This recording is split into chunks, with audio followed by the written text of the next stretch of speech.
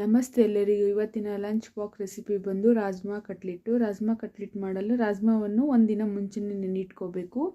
ಇದನ್ನು 5-6 whistle ಕೂಗಿಸ್ಕೊಂಡು mash ಮಾಡ್ಕೋಬೇಕು. ಇದನ್ನು ರಾಜ್ಮಾ ನೀಟಾಗಿ, ಇದು ಪ್ರೋಟೀನ್ ಕೂಡ ಮಕ್ಕಳಿಗೆ ಕೊಟ್ಟರೆ ತುಂಬ ಬೆನಿಫಿಟ್ ಇದೆ.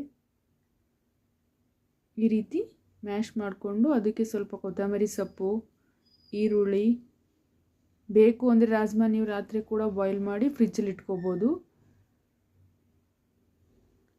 ಕಡಲೆ ಹಿಟ್ಟು ಅರ್ಧ ಸ್ಪೂನು, ನಿಮಗೆ ಎಷ್ಟು ಅದಕ್ಕೆ ಮಿಕ್ಸಿಗೆ ಬೇಕಾಗುತ್ತೋ ಅಷ್ಟು ಹಾಕ್ಕೋಬೋದು. ರುಚಿಗೆ ತಕ್ಕಷ್ಟು ಉಪ್ಪು, ಜೀರಿಗೆ,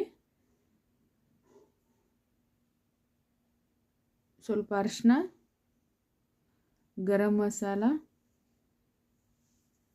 ಇದನ್ನೆಲ್ಲ ಹಾಕಿ ಮಿಕ್ಸ್ ಮಾಡಿಕೊಂಡು ಈ ರೀತಿ ರೋಲ್ ಮಾಡ್ಕೋತೀರಾ ಎಲ್ಲ ಕಟ್ಲೆಟ್ ರೀತಿಯಲ್ಲಿ ಕೂಡ ನೀವು ಈ ರೀತಿ ಮಾಡ್ಕೋಬೋದು. ನಿಮ್ಗೆ ಯಾವ ಶೇಪ್ ಬೇಕೋ ಆ ಶೇಪಲ್ಲಿ.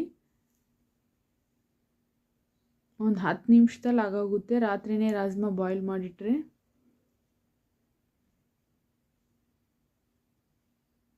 ನೋಡಿ, ನಾನು ಎಲ್ಲವನ್ನು ಈ ರೀತಿ ಮಾಡಿ ಎತ್ತಿಟ್ಕೊಂಡಿದ್ದೀನಿ. ರಾಜ್ಮಾ ಬೇಯಿಸಿದ ನೀರು ಇರುತ್ತಲ್ಲ ಅದರೊಳಗಡೆ ಸ್ವಲ್ಪ ಡಿಪ್ ಮಾಡಿಬಿಟ್ಟು ಚಿಕ್ಕ ಸೌಗೆ ಇರುತ್ತಲ್ಲ ಅದನ್ನು ಚಿಕ್ಕದಾಗಿ ರತ್ತಿ ಪುಡಿ ಮಾಡಿಕೊಂಡು ಅದರಲ್ಲಿ ಈ ರೀತಿ ಬೈಂಡಿಂಗ್ ಮಾಡ್ಕೋಬೇಕು. ಹಂಚಿಗೆ 2-3 ಸ್ಪೂನ್ ಎಣ್ಣೆ ಹಾಕಿ ಇದನ್ನು ಫ್ರೈ ಮಾಡಿಕೊಂಡ್ರೆ ಸಾಕು. ಟೇಸ್ಟ್ ಕೂಡ ತುಂಬ ಚೆನ್ನಾಗಿದೆ. ಇದು ಇಲ್ಲೇನೋ ಸೌಗೆ ಇಲ್ಲ ಅಂದರೆ ಬ್ರೆಡ್ ಪುಡಿಲಿ ಕೂಡ ಈ ರೀತಿ ಡಿಪ್ ಮಾಡಿಕೊಂಡು ನೀವು ಮಾಡ್ಕೋಬೋದು.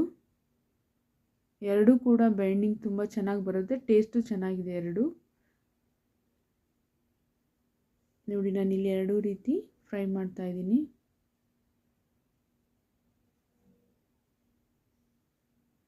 ಒಳಗಡೆ ಸಾಫ್ಟಾಗಿ ಕ್ರಿಸ್ಪಿಯಾಗಿ ತುಂಬ ಟೇಸ್ಟ್ ಆಗಿದೆ. ಇದ್ರ ಜೊತೆಗೆ ಸಾಸ್ ಕೂಡ ಕೊಡ್ಬೋದು ಮಕ್ಕಳಿಗೆ.